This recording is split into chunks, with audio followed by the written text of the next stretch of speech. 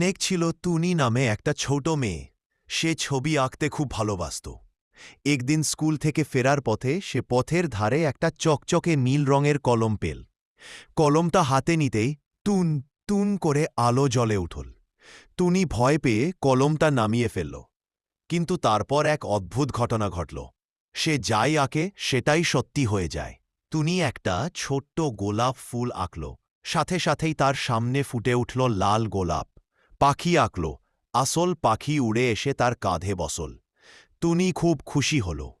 কিন্তু ইয়াদুর জিনিস সবসময় সাবধানে ব্যবহার করতে হয়। একদিন সে ভুল করে একটা বড় ডাইনোসর এঁকে ফেলল।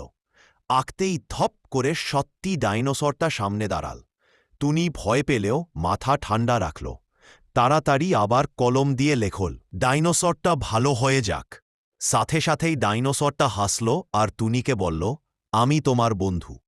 সেদিন থেকে টুনি প্রতিদিন জাদুর কলম দিয়ে শুধু ভালো আর সুন্দর জিনিসই আঁকতে লাগল। গল্প শেষ।